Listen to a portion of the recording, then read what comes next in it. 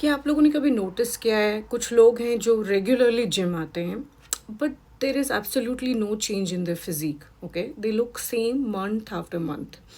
Then they'll come to you and ask you क्यों वो muscles नहीं बना पा रहे हैं. Okay, this is their first question.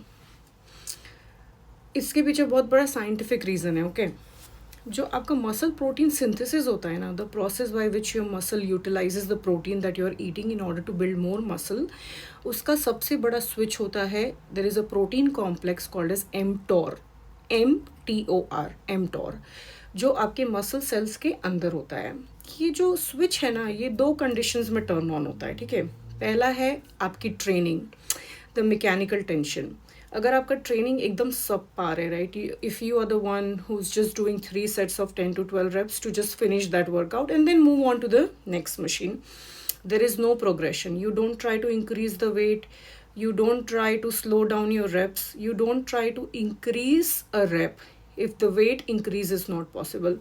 There is basically no increased stimulus from your training to your muscles. That is one of the biggest trigger for your muscle protein synthesis. उसके साथ दूसरा होता है chemical trigger which comes from the protein rich foods that you eat, specially leucine amino acid containing food. Leucine branch chain amino acid होता है. Okay, तो अगर इन दोनों में से एक भी मिसिंग कॉम्पोनेंट है, your training is very subpar, which I can bet you it's 99% of the times.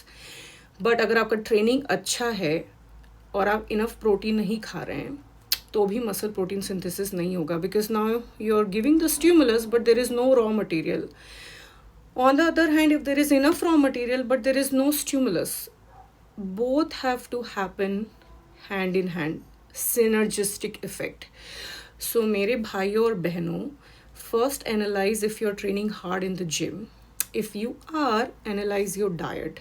If they both go together, you should be seeing gains. As simple as that. इसके पीछे और कोई fancy diet या कोई fancy workout नहीं है, I promise.